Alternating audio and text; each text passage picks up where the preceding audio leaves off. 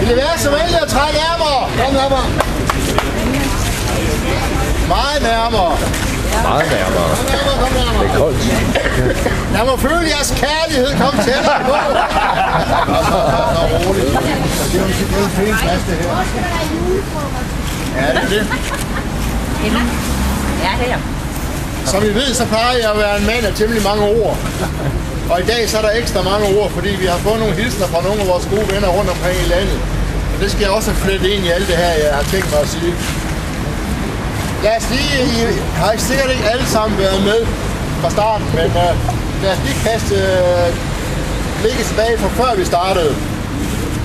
Hvorfor startede vi? Det gjorde vi, fordi den ene rædselsfulde historie efter den anden, den blev rullet ud på Svendborgs netavis. Derovre står den gamle redaktør, som er decideret årsag til, at vi kom i gang. Giv en hånd til Frede!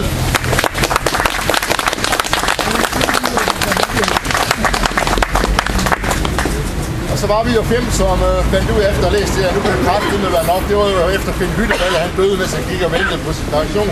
Eller rettere, han fik jo faktisk sin pension. Det kom til udbetaling den dag, han var i jorden. Så det synes vi, det var nok, og så mødtes vi 5 nede på hvad hedder det, vindtapperiet, William, Gitte, Jensel, Tom og mig. Og så mødtes vi her lørdagen efter den 12. marts 2011. Og så allerede i starten, så var kommunen så lidt på, vi må sgu nok hellere holde øje med de der skiderikker der. Så de indkaldte til en offentlig høring, som jeg ved ikke, hvor mange af jer var med til nede på AOF. Nu skulle de lukke kæften på os. Det lykkedes på ingen måde.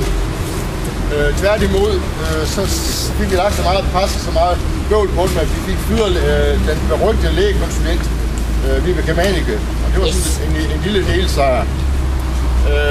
Og så blev vi indkaldt til nogle dialogmøder med kommunen, som jo desværre ikke førte til ret meget. De har ikke ændret praksis. Monologmøder. Monologmøder, det er godt fedt. Og siden så har vi så stået 84 lørdag i træk.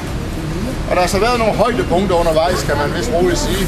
For eksempel vores 3. september 2011 midt i valgkampen, hvor vi mødtes mange mennesker her, hvor der var, jeg tror, 3 folketingskandidater.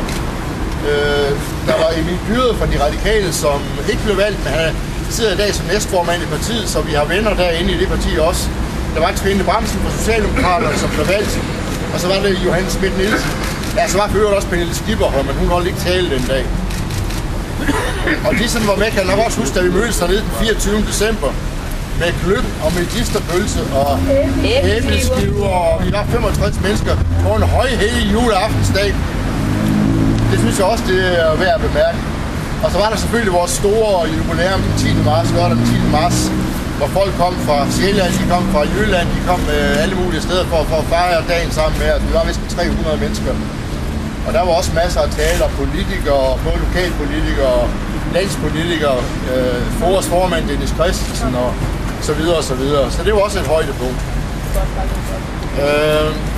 Så har Tom og William og mig her i foråret været til forhandlinger på Christiansborg i forsøg på at påvirke politikerne, inden de vedtog den her berygtede reform af flexjob og førtidspension. Der havde vi møder med en socialdemokrat, en SF'er og 2 fra Enhedslisten. Og havde egentlig nogle gode snakker med dem. At de så laver en reform, der er råden bagefter, det er sgu ikke vores skyld. Vi gjorde, hvad vi kunne. Og så har vi været på udflugten et par gange. Det må vi sgu endelig ikke glemme. Den 4. juni var vi på Københavns Rådhusplads til en demonstration, som burde have samlet 50.000 mennesker. Vi var 500 mennesker cirka, men det var alligevel en stor succes den dag. Og i sidste uge, der var vi nogen, der drog afsted til Folketingets åbning, hvor der var demonstration på Rådhuspladsen og efterfølgende på Slotspladsen. Om ikke andet, så kan jeg takke Syn Svendborg for, at jeg har fået lov til at holde talen både på Københavns Rådhusplads og på Christiansborg Slotsplads.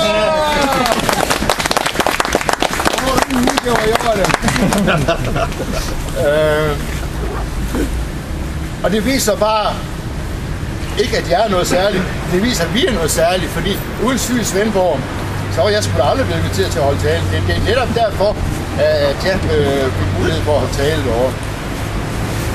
Så har vi prøvet på at få en taler til at komme på klassen i dag. Det har altså været svært af mange årsager. Der er mange, der tager på ferie og så videre.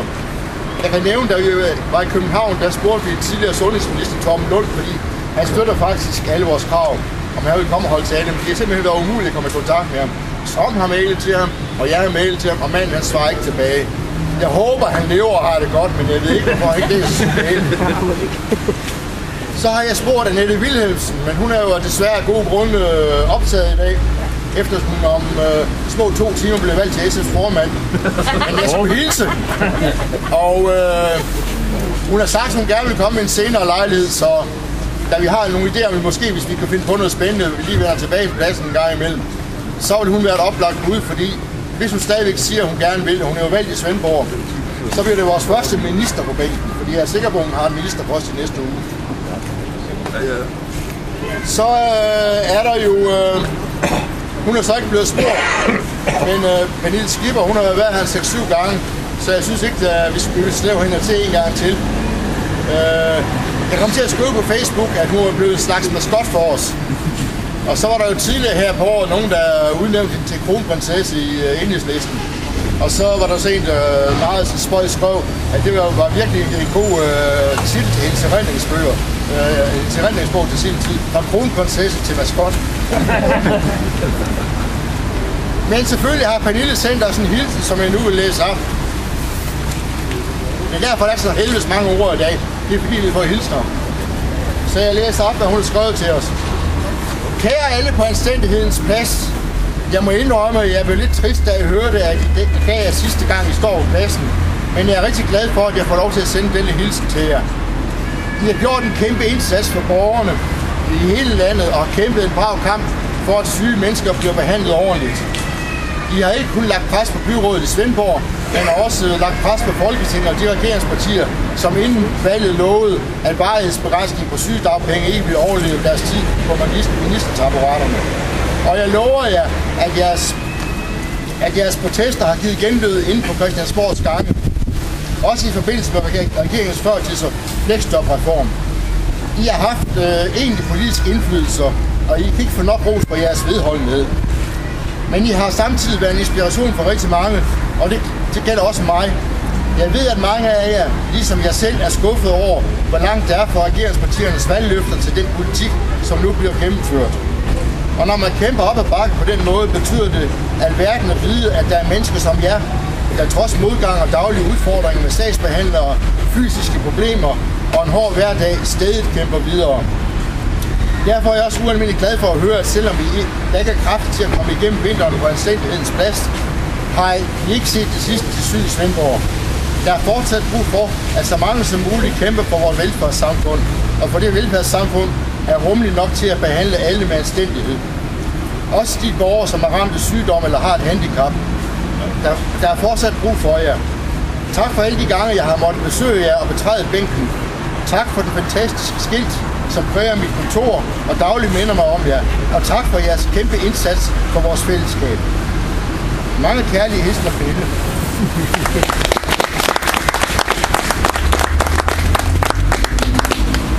Så lige en lille bikommentar. Jeg ville ligne mig dårligt, hvis jeg ikke kom med den. Hun skriver i følgende mail til mig, at jeg skal hilse alle sammen, og så skal jeg give så mange som muligt af jer et kram fra mig. Det er det der, man har mærket kærligheden. Jeg skal så tilføje, at der er nok en del her på pladsen, der synes, det er et dårligt bytte. En anden, jeg har spurgt, om hun vil komme og holde tale her på pladsen i dag, har været her tidligere, nemlig den 3. september sidste år. Men hun kunne desværre heller ikke. Så der er også en hilsen fra Johannes Schmidt Nielsen, som jeg nu vil læse op. Hun skriver: Kære ihærdige, insisterende og indignerede aktivister fra Syd Svendborg. Det er et kæmpe arbejde, I har gjort. 84 lørdag formiddag har I stået på anstændighedens plads. I har forsøgt at råbe kommunen op. En kommune op, der har været både døv og blind. En kommune, som har været ligeglad med de konsekvenser, lovgivning og stive kommuneregler byder syge mennesker. I kan være stolte af jeres indsats. I har i den grad været med til at sætte fokus på en gruppe, der om nogen har brug for en stemme. Og det har været en fornøjelse og inspirerende at følge jeres stadige kamp. Nu stopper I med lørdagsprotesterne, men jeg ved, at jeres engagement fortsætter på mange forskellige måder. Desværre har der på Christiansborg været et stort flertal for reformer af både fleksjob, førtidspension og skat. Reformer, der forværrer situationen for lige netop de mennesker, I kæmper for. Og det vidner lidt om, at en del Christiansborg-folk trænger til en tur ud i virkeligheden. I Enhedslisten giver vi heller ikke op. Vi kæmper videre, og det er og har været godt at mærke, at vi ikke står alene om det i grunden rimelige krav, at syge mennesker behandles ordentligt. Tak for kampen.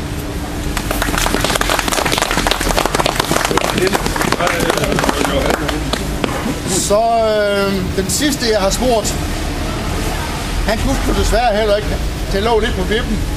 Men så, da vi var i København til den store demo her sidste uge, så kom han hen til mig og sagde, jeg kan desværre ikke. Så en anden ven fra pladsen, som også har været her, har sendt os en hilsen. Det er formanden for FOA, Dennis Christensen. Og han skriver, hilsen til jer på anstændighedens plads. 84 lørdag i træk for anstændighed. Flot og imponerende. Og stedigt og solidarisk. Det er både opmuntrende og inspirerende, at I midt i en tid, hvor udviklingen går mod stærkere opdeling i A-hold, der er i arbejde og som samfundet skal nøse, og et B-hold, der er midlertidigt eller varigt er uden arbejde, og som kan betragtes som en byrde for de arbejdende, går imod strømmen og insisterer på anstændighed og solidaritet. Jeg er stærkt bekymret over de sidste 10 års udvikling. Først i de bullerne opsving med grådighed og raven til sig, og nu under den langvarige krise med skubben til de svage og udsatte til side. Det er ikke en udvikling af danske velfærd. Det er en skævvridning af velstand og nedprioritering af den fælles velfærd. For mig handler velfærd om at skabe lige muligheder for alle, lige adgang for alle og et fælles sikkerhedsnet under dem, der har behov for en hjælpende hånd fra fællesskabet. Derfor bygger velfærd i mine øjne på anstændighed, retfærdighed og fælles ansvarlighed. Og jeg ser mange tegn i tiden på, at kravet om, at det skal kunne betale sig at arbejde, har en bagside. Nemlig straffen for ikke at være i arbejde. Den måde, vi som samfund i disse år behandler de arbejdsløse, de syge, de handicappede, de udsatte grupper, ligner mere og mere medaljens bagside, nemlig straffen for ikke at være i arbejde. Det er ikke værdigt for et rigt samfund, som Danmark trods alt er, krise eller ej. Det er hverken anstændigt eller retfærdigt, og det er slet ikke fælles ansvarlighed for de svageste. Det har I brugt 84 lørdage af jeres liv på at sætte fokus på. Tillykke med en flotte indsats for at holde fast i anstændigheden, retfærdigheden og den fælles ansvarlighed. En stor hilsen fra Dennis og FOA. Bravo.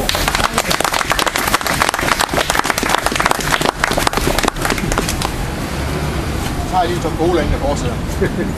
Cola, ude tiden vil løbe fra mig.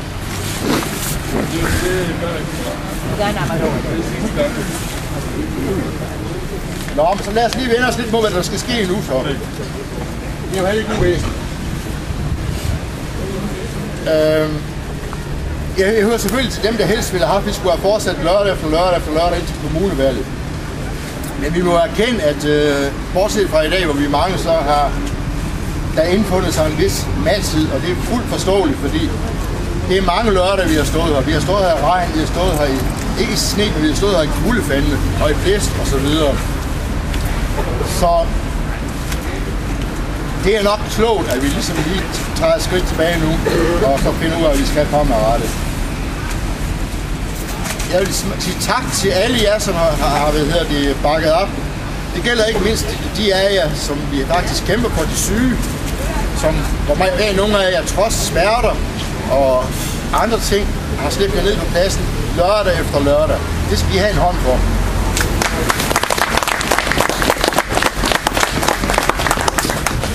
Og synes jeg selvfølgelig også jer, der ikke fejler en skid, kommer alligevel at stille op for fordel for de syge. De skal sgu også have en hånd. Det gælder også mig selv. Ja!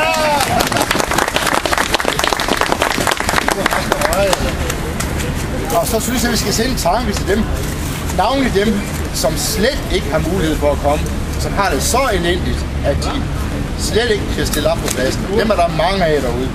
Hånd til dem også, og tak.